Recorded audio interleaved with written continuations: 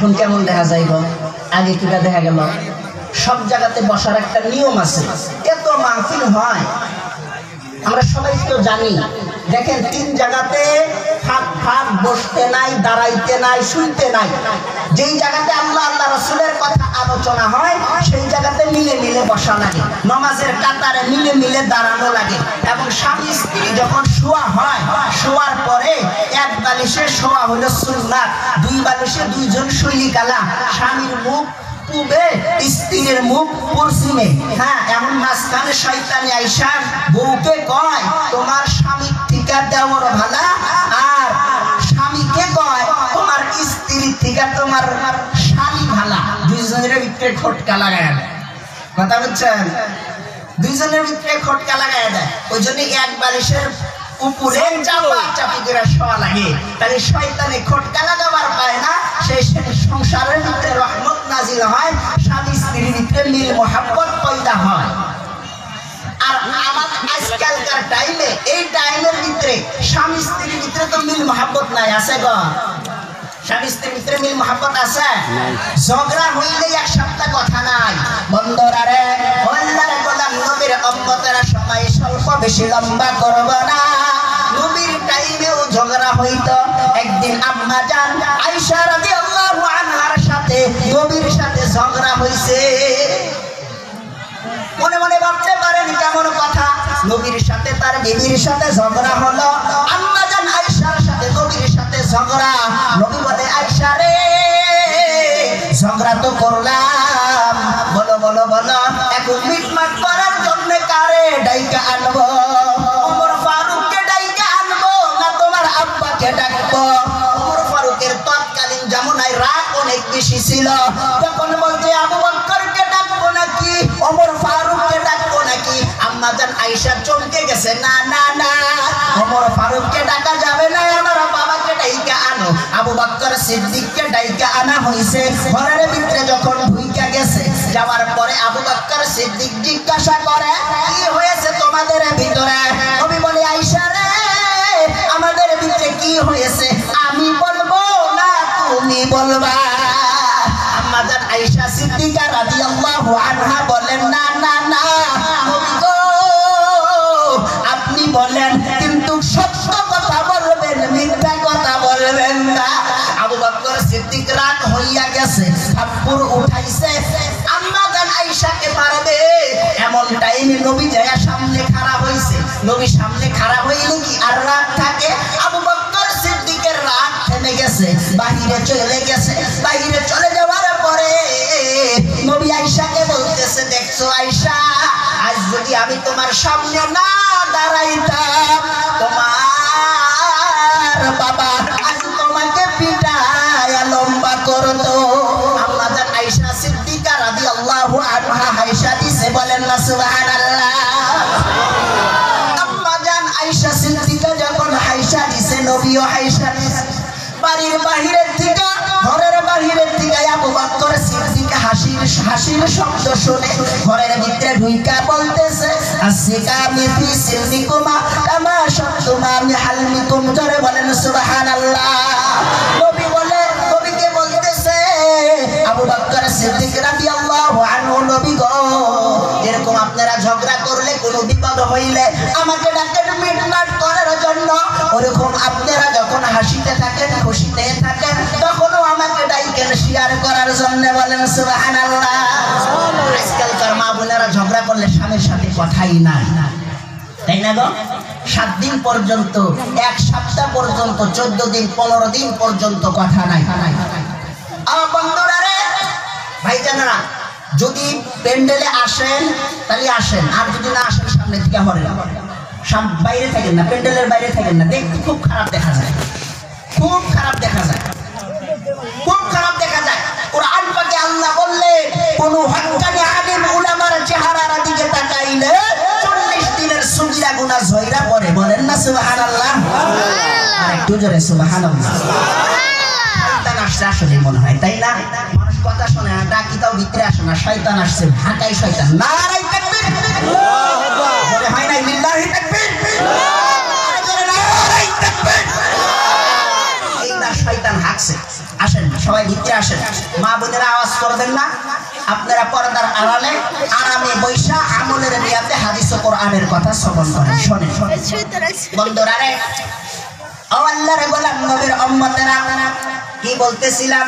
আজ স্বামী স্ত্রীর ভিতরে মিল মহব্বত নাই, স্বামী স্ত্রীর ভিতরে শুধু ঝামেলা, স্বামী স্ত্রীর ভিতরে মিল মহব্বত নাই, ঝামেলা। বাবুরা বাবা যদি বাজার থেকে বাড়িতে আসে বলে যদি ও সুমাইয়ার আম্মা পানি আনো বা বইরা খাওয়া, স্বামী স্ত্রীর ভিতরে মিল নাই। নবী হাদিসের ভিতরে বললেন আল্লাহ মহান রব্বুল আলামিন তাকে ছাড়া অন্য কাউকে যদি সিজদা করার হুকুম করতেন, আমি মুহাম্মদ পৃথিবীর সমস্ত নারীকে বলে দিতাম তোমার স্বামীর কদমে সিজদাই করো। বলেন সুবহানাল্লাহ। স্বামী কত বড় জিনিস, সেই স্বামীর না শুকর করে মা বোনেরা। আমার চাচারা কইতেছে বাপরে বাপ বক্তা একটা পাইছি, খালি এই বই কি ধুলাইতেছে ধুইতেছে, খালি বই কি ধুইতেছে, আপনি করে দোয়ার টাইম আসতেছে।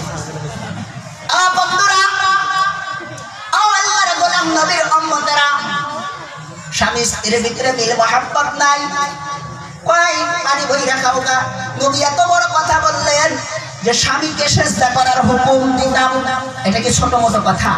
পৃথিবীর ভিতরে আল্লাহ ছাড়া কাউকে সিজদা করা যাবে না। আল্লাহই মাহবুদ, মাহবুদ মানে ইবাদতের যোগ্য যিনি, তাকেই মাহবুদ বলা হয়।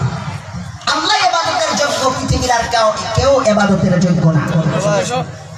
আমার বন্ধুরা, ও আল্লাহর গোলাম নবীর উম্মতেরা, নবী হাদিসের ভিতরে বলেন স্বামী যদি কোনো জায়গার ভিতরে যায়, ওই ব্যক্তি স্বামী বাড়িতে যাওয়ার পরে কোন স্ত্রী যদি স্বামীকে সালাম দেয়, সালাম দিয়ে এক গ্লাস পানি আইনা দেয় এবং মুস্কি একটা হাসি মারে, আর ওই স্ত্রীর যদি দুইটা দাঁত যদি বাহির হয় বা দুইটার বেশি দাঁতই বাহির হইল, হাদিসের ভিতরে নবী বলেন সেই স্ত্রীর আমল নামায় একটা কবুলিয়াত হজের সওয়াব লেখা দেওয়া হয়। বলেন সুবহানাল্লাহ।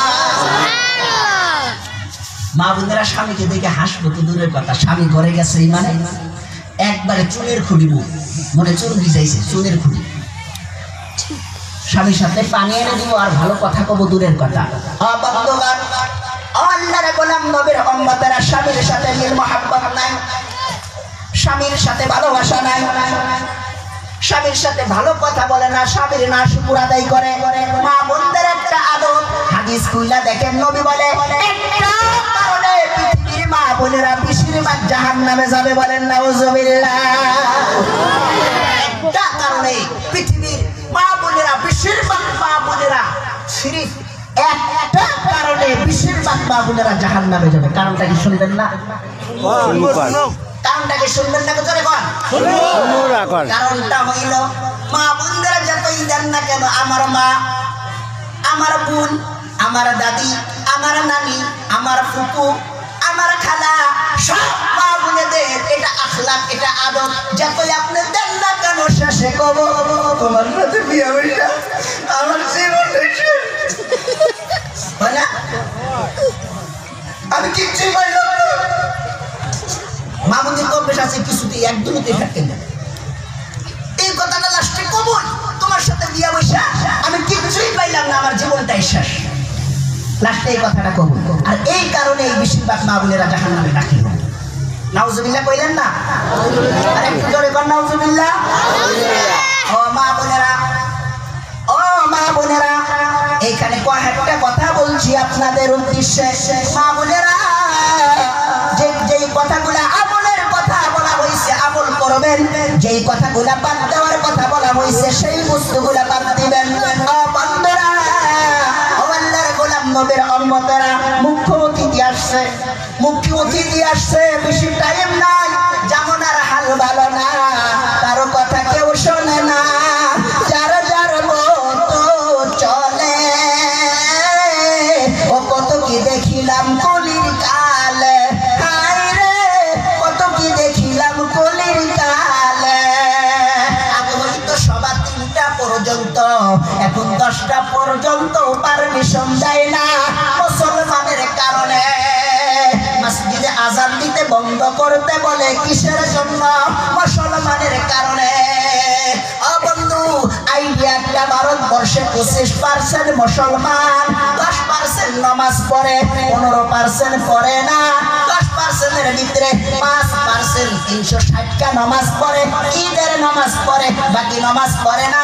5% থাকে, এই 5%-এর ভিতরে 1% আটকা ফাটকা 360টা পড়ে। বোঝেন কি? 8 দিনের দিন ফাটকাই পরে বিয়ে আসছে বাড়িতে, বিয়ে নামাজ পড়ে, ও না পড়লে কেমন দেখা যায়? বিয়ের সাথে ফাটকাই পরে মসজিদে যায়।